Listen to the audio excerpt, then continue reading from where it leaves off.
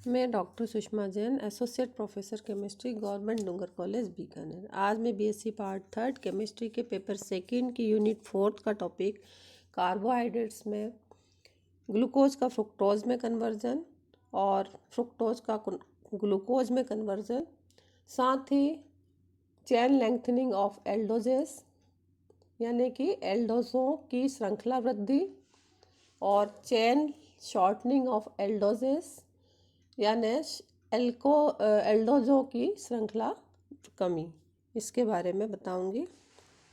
देखते हैं हम ग्लूकोज का फ्रुक्टोज में किस तरह से कन्वर्जन करते हैं। ग्लूकोज और फ्रुक्टोज के स्ट्रक्चर में थोड़ा ही अंतर है।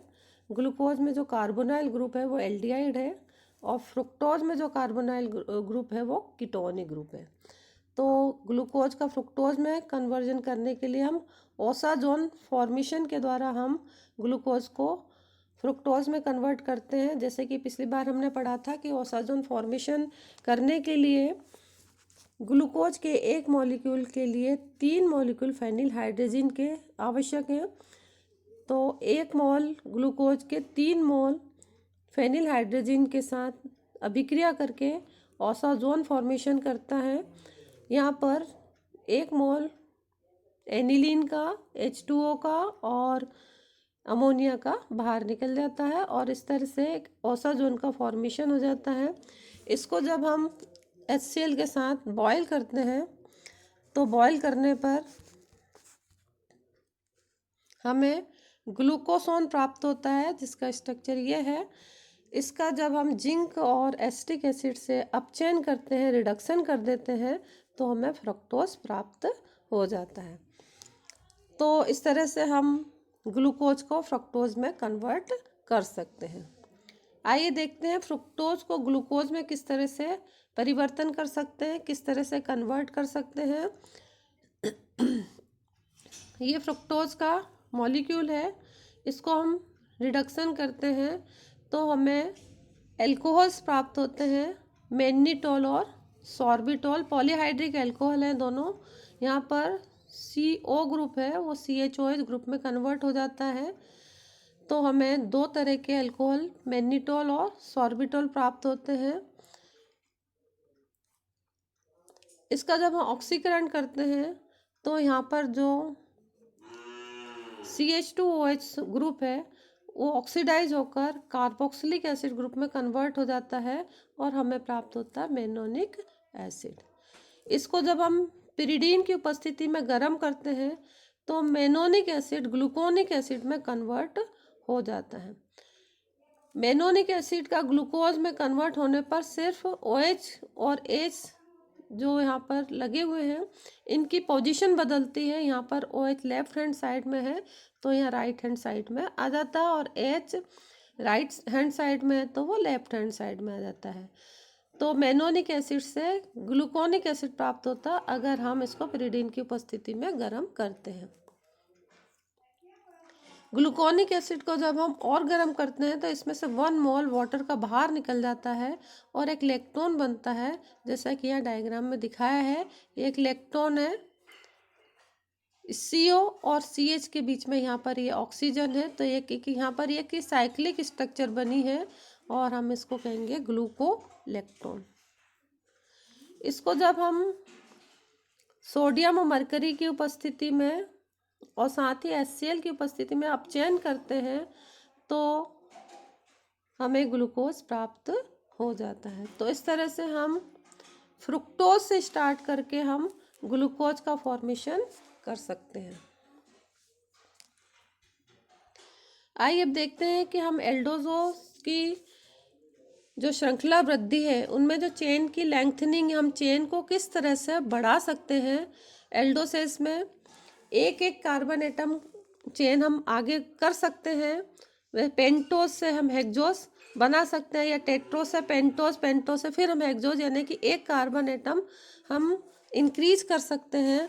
और मेथड का नाम है क्लियनी सिंथेसिस, यानी क्लियनी संश्लेषण के द्वारा हम किसी भी एल्डोसेस में कार्बन एटम की श्रृंखला को बढ़ा सकते हैं।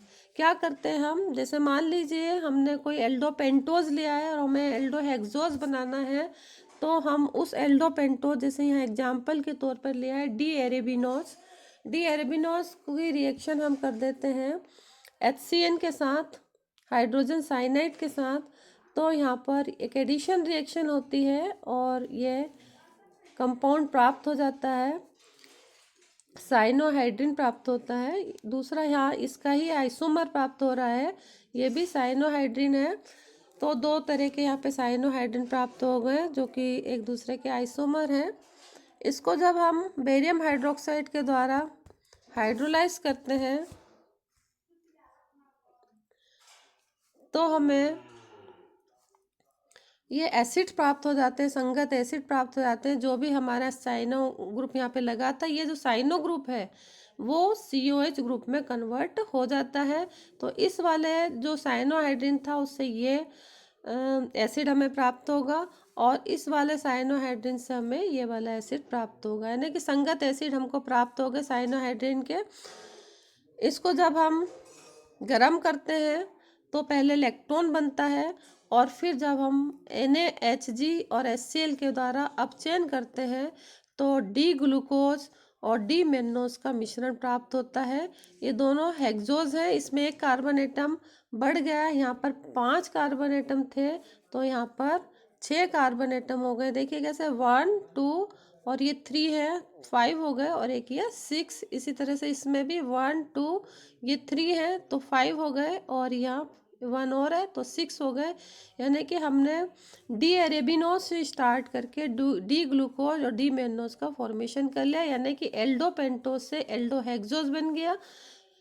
या ये भी कह सकते हैं कि एक कार्बन एटम हमने इंक्रीज कर लिया यहाँ पर पेंटोज से हेक्सोज फॉर्मेशन में। तो हम क्लियनी सिंथेसिस के द्वारा कार्बन श्रृंखला को इंक्रीज कर सकते हैं। एक मेथड और है जिसके द्वारा भी हम नाइट्रो कंपाउंड बनाकर और श्रृंखला का बढ़ा सकते हैं, श्रृंखला को बढ़ा सकते हैं। जैसे यहाँ पर डी एरेबिनोज लिया है, इसकी रिएक्शन जब हम नाइट्रोमीथेन के साथ in presence of sodium methoxide करते हैं तो यहाँ से ये वाटर का मॉलिक्यूल बाहर निकल जाता है, ये CH और यहाँ से H और ये इसका कंपाउंड प्राप्त नाइट्रो कंपाउंड प्राप्त हो जाता है। ये दो आइसोमेरिक नाइट्रो कंपाउंड प्राप्त होते हैं। इनको जब हम डाइल्यूट H2SO4 के द्वारा जल अपघटित करते हैं तो हमें यहाँ पर इसके संगत कंपाउंड प्राप्त हो जाते हैं, ग्लूकोज और ये मेन्नोज। तो इस तरह से हम 5 कार्बन एटम वाले एल्डोजेस से हम 6 कार्बन एटम एल्डोजेस का फॉर्मेशन कर सकते हैं। चेन शॉर्टनिंग ऑफ एल्डोजेस, एल्डोजेस की में श्रृंखला में किस तरह से हम कमी कर सकते हैं। तो इसके लिए दो मेथड है, एक रफ की मेथड है, एक वॉल की मेथड है। रफ की मेथड के द्वारा हम देखते हैं किस तरह से कर सकते हैं। यहाँ पर लिया है हमने ग्लूकोज लिया है। चेन शॉर्टनिंग का मतलब है कि हम उसमें से एक कार्बन एटम को कम करना। तो हम डी ग्लूकोज जो कि एल्डोहेक्सोज है, एल्डोहेक्सोज से हम एल्डोपेंटोज बनाएंगे तो एक कार्बन एटम कम हो जाएगा। तो हम क्या करते हैं, एल्डोहेक्सोज जो डी ग्लूकोज यहाँ लिया है इसको ब्रोमीन वाटर के द्वारा हम यहाँ पर ऑक्सीडेशन करते हैं तो ये जो CHO ग्रुप है वो COOH ग्रुप में कन्वर्ट हो जाता है। फिर हम इसकी रिएक्शन कैल्शियम हाइड्रोक्साइड और फेंटन रिएजेंट के साथ करते हैं। पहले हम कैल्शियम हाइड्रोक्साइड के साथ करते हैं, फिर फेंटन रिएजेंट होता है हाइड्रोजन पेरोक्साइड और फेरस सल्फेट का मिश्रण। तो फेंटन रिएजेंट के साथ करते हैं तो क्या होता है, ये ऑक्सीडाइजिंग एजेंट है, ऑक्सीजन को सप्लाई करता है, ऑक्सीजन देता है इसको।